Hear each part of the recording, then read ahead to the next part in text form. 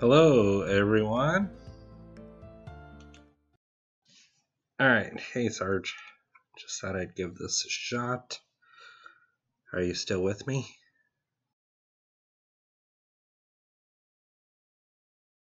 So, the purpose of this stream is I just wanted to talk about the previous year.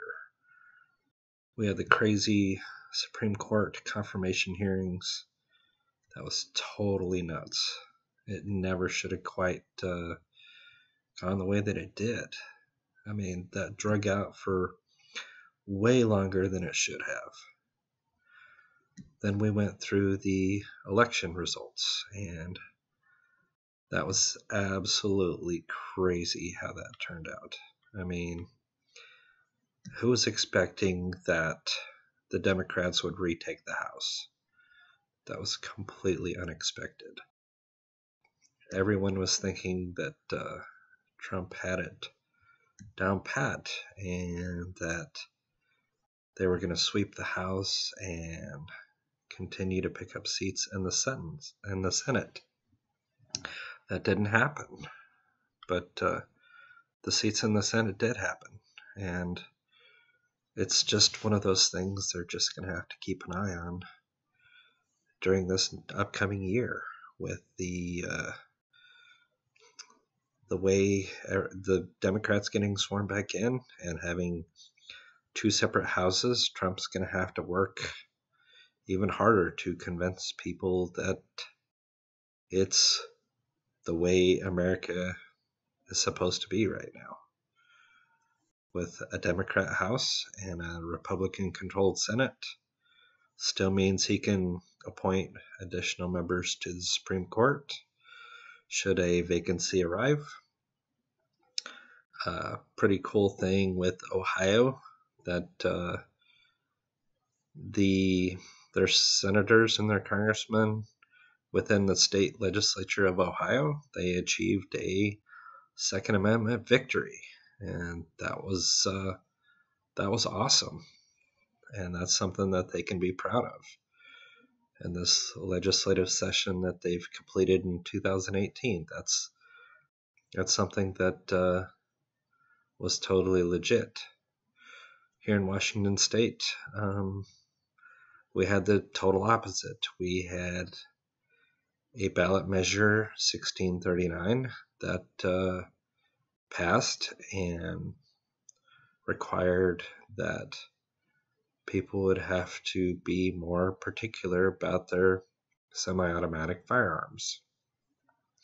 And with that, it's requiring that people lock them up when they're not on their person within their own homes, which I'm not opposed to, but when you force me to do it, not as something that's an incentive for me to do, but you push it as an issue that I have to do it based on what you as a state legislature believe. Yeah, sure, it was a ballot measure, but the state Supreme Court at no point challenged it. And it's been challenged by the NRA. It's been charged by numerous groups that have taken it to court, and it's not succeeding. I mean, the fight is happening, but and Sergeant Peterson, you're right. It has become the Seattle Supreme Court, that whatever they deem is necessary, that's what they're pushing for. With that, what have we learned from this previous year? Previous year was, legislatively, we needed to call our congressmen and our senators in order to get things to happen. In 2019, it's going to be an even bigger deal. If we want sanctuary cities to go away, you got to call your congressmen, you got to call your senators, we got to light up the switchboard in DC in order for things to change. I mean, the only way the Democrats in the House will listen is if we just totally flood the switchboard when issues come up of legislative importance. So it's worked in the past, and that's what we're going to have to do now. I mean, that's the only way through at this point. And in 2019, it starts up the whole deal with the presidential primaries. We'll start back up again. I mean, this is the big year, that the big push that everyone's going to start their campaigns. And Beto O'Rourke out of Texas is pushing for a spot, and just numerous candidates that we don't quite know how this is gonna turn out during this next cycle. And same thing with Ocasio-Cortez representing the state of New York with her liberal agenda, and already protesting at Nancy Pelosi's door, and she hadn't even been sworn in as a congressman yet. And it's one of those crazy things that we're just going to have to take notes from 2018, take forward the things that were very positive and encouraging and healthy, and you carry those forward into 2019. So was it a happy year in 2018? It was a very tumultuous year. But what did we learn from that? We learned that, transgender is a thing that the society is facing. That pedophilia is another issue that society is facing as issues that they're trying to normalize. Overall, it was a great year. It was a great year. A lot got accomplished. But you also have groups like Antifa that are normalizing themselves in Portland. And you have the homeless in San Francisco that have normalized and dropping needles on the ground as a regular everyday experience. And the same thing is occurring in Seattle. And the same thing is occurring in various other major cities throughout the country.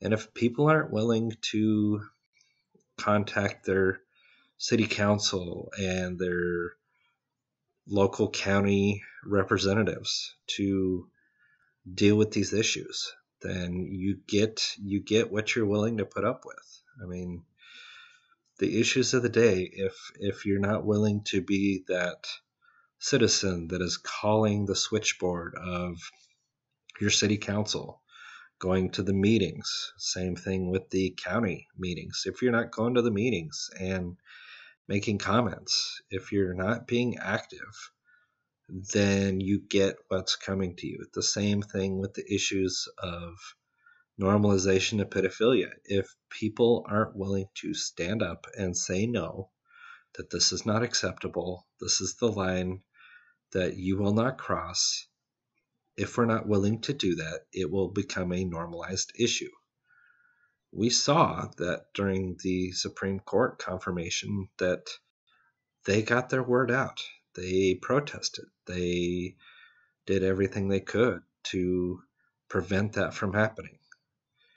And from the other side, from the libertarian / conservative side, if we're not willing to stand up to what's going on out there, then we totally get what's coming to us. We have to be willing to be active and engaged in our community. If we're not, then you can totally accept the results of inactivity.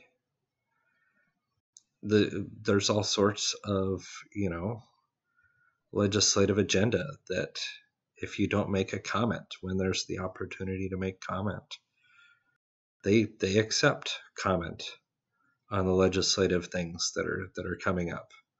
And if nobody comments, nobody goes to the meetings, nobody is contacting their representative and getting their word out there.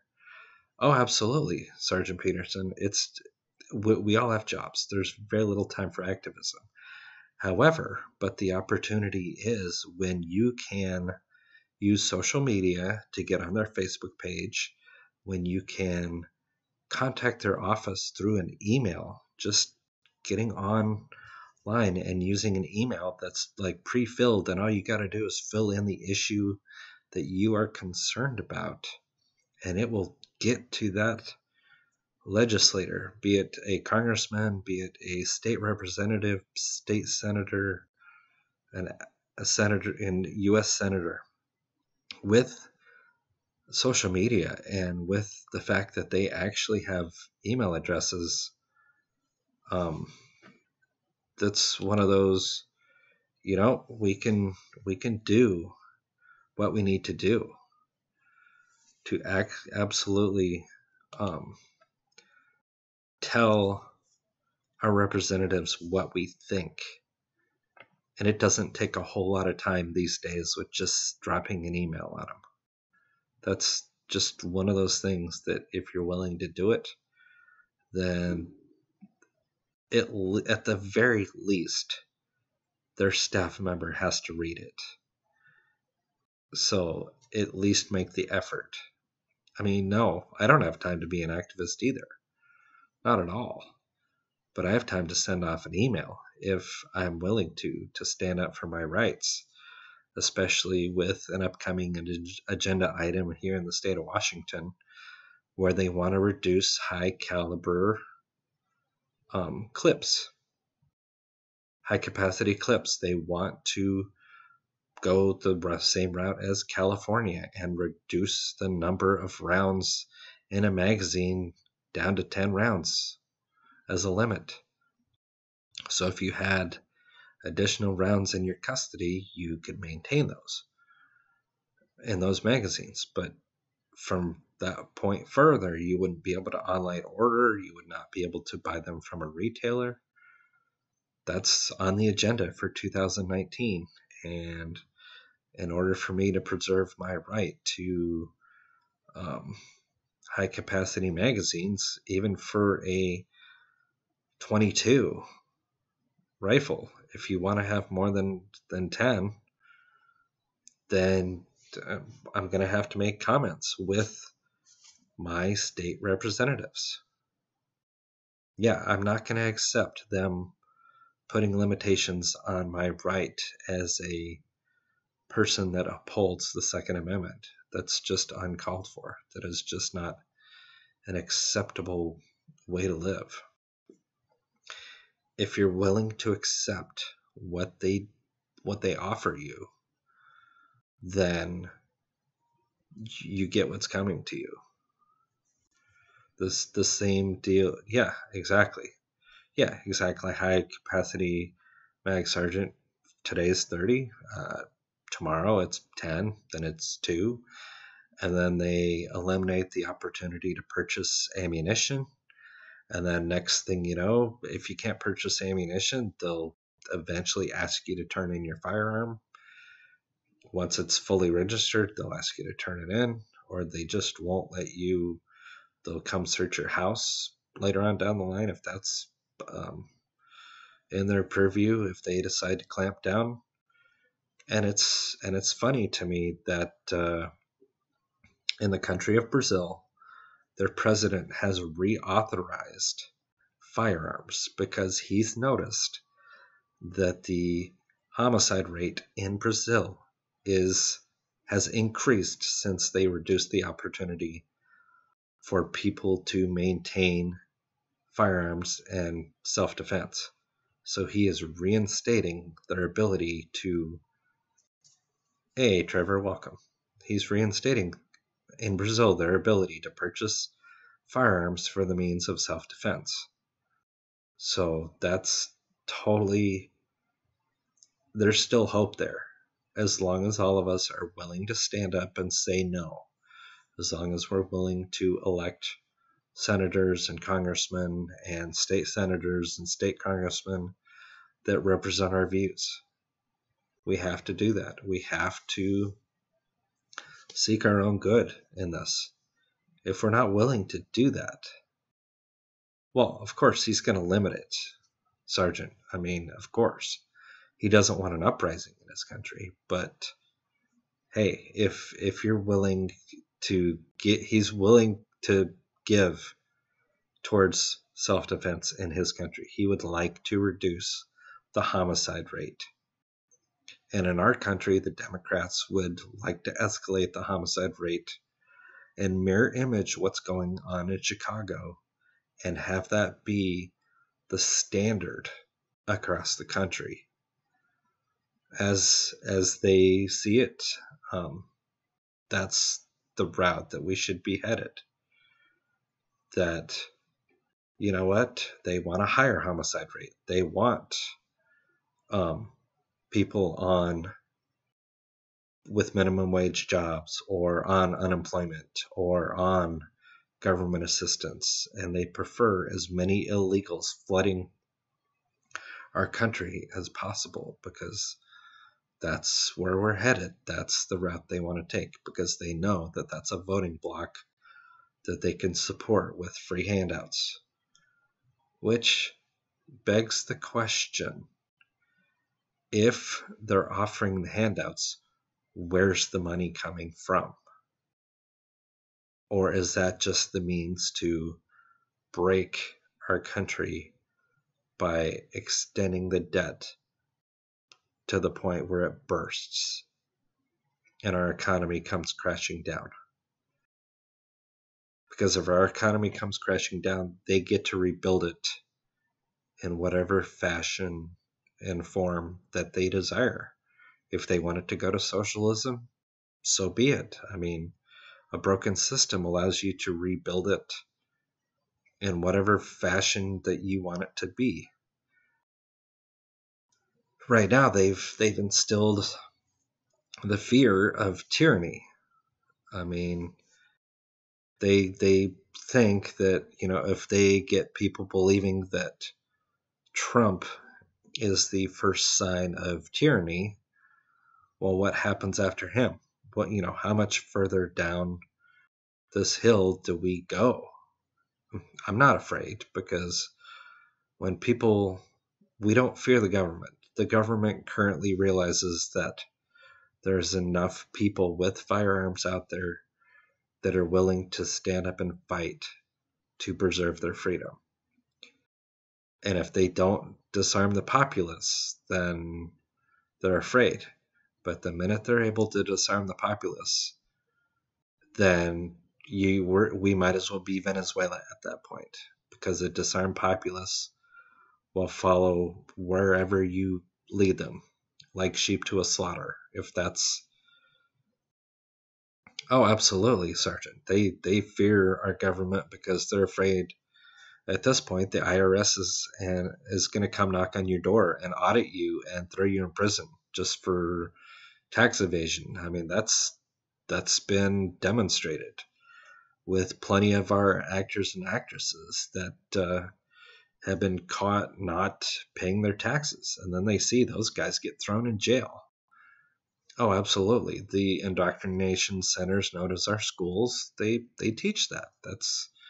You're totally right. That's where it starts, and that's how it is. But if parents are willing to teach their children what freedom is all about, what Patrick Henry was talking about with "give me liberty or give me death," that's totally what freedom was and what freedom still is if we're willing to fight for it, if we're willing to maintain it.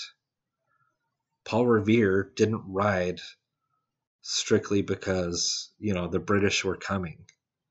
He knew that he could potentially lose his life on that night. He knew that it could all be over and that it could have been a fool's journey, that he could have been intercepted at any point, and that the message wouldn't get through. But the key point was he was willing to go. He was willing to sacrifice his life for his country, for the freedom, for the ability to act as free men. The same goes for us. Are we willing to die on that hill? At what point do we see this as the end-all be-all? I mean, yeah, some of the stuff that they've taught your daughter, Sergeant, is totally ridiculous. It is totally uncalled for and totally unacceptable. Trevor, at the very least, just for your own well-being, you need to be well informed, is well armed, and well armed preserves your individual freedom as much as the freedom of your neighbors, your friends, your family.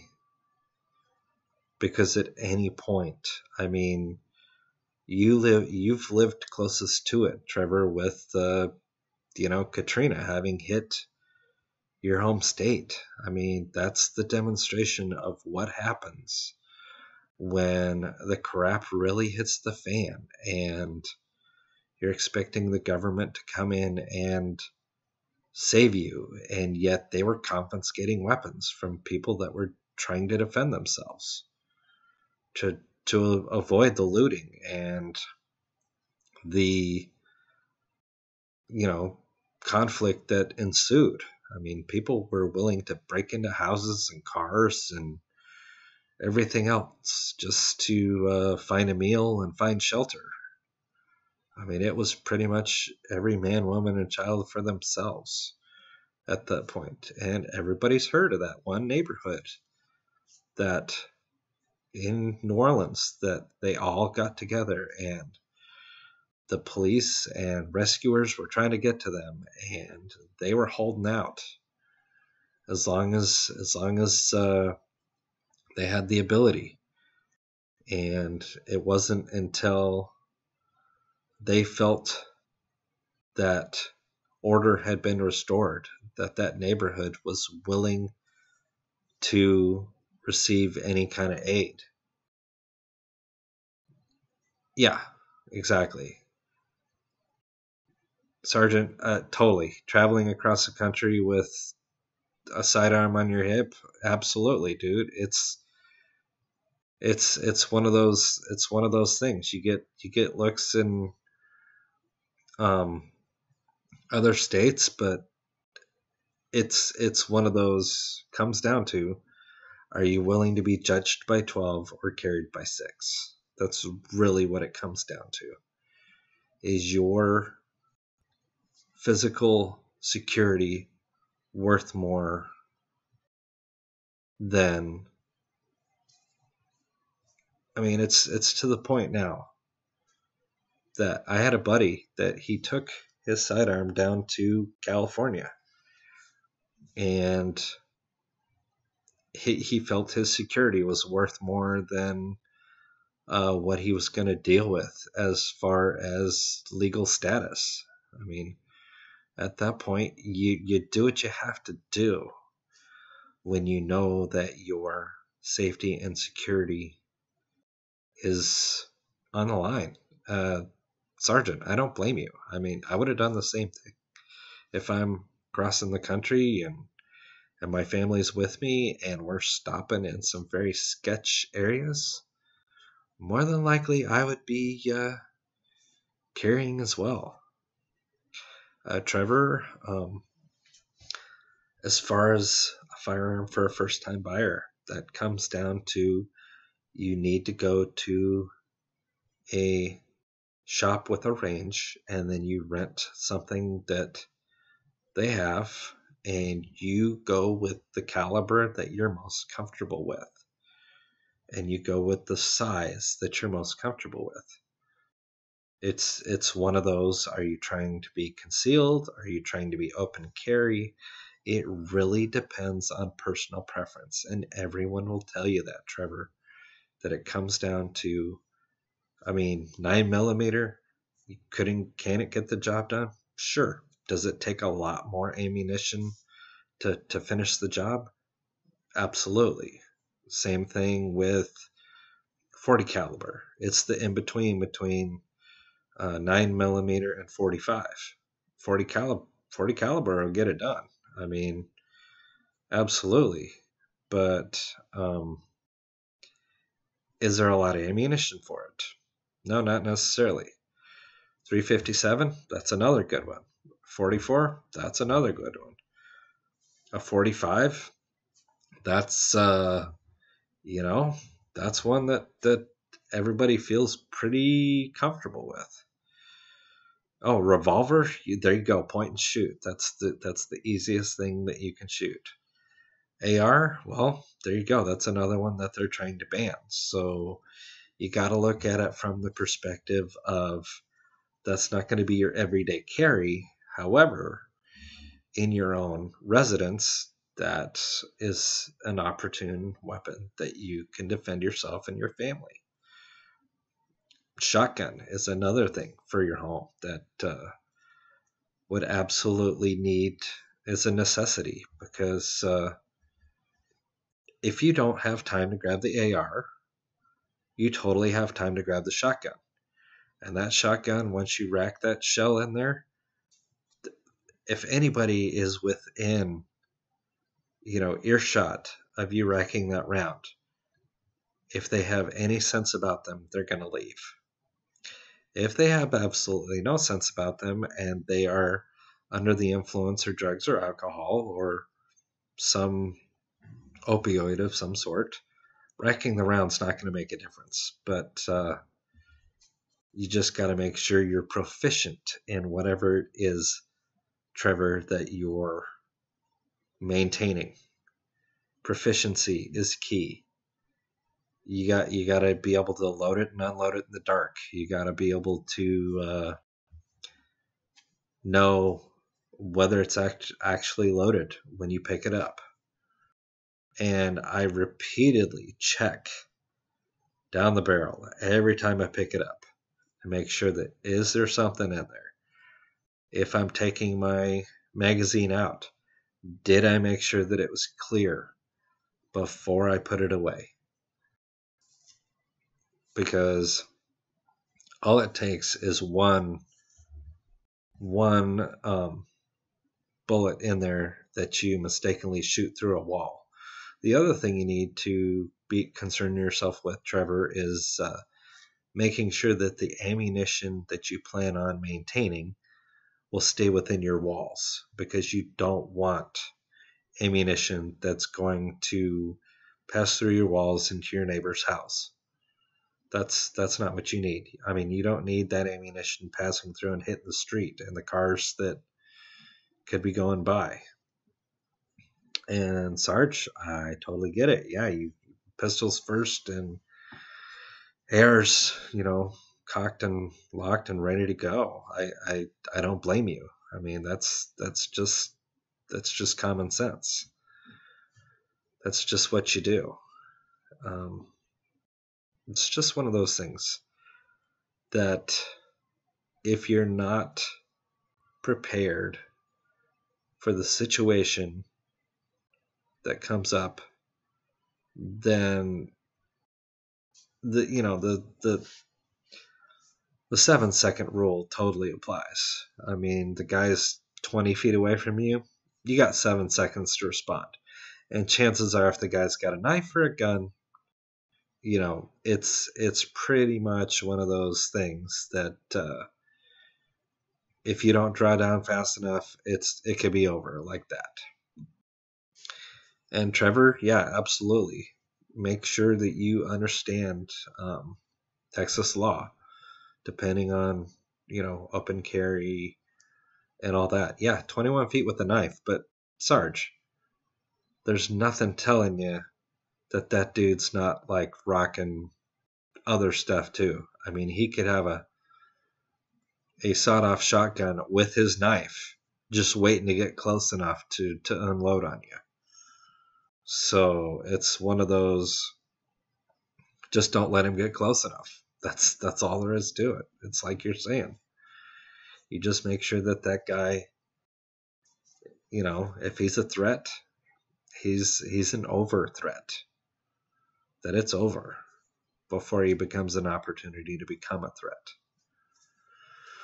So I've been doing this for about 30 minutes. I'm going to edit this one, but thanks, guys, for dropping by. And absolutely, if you don't practice your skills with the Second Amendment in force, depending on the state you're in, you got to practice. You got to get it to the range. You got to get it out. You have to exercise it. Because if you don't exercise your weapon of choice, it's not going to be useful to you at the time that you actually need it. Thanks, Sergeant. Thanks, Trevor. Thanks, guys, for coming by. And you guys have a great night.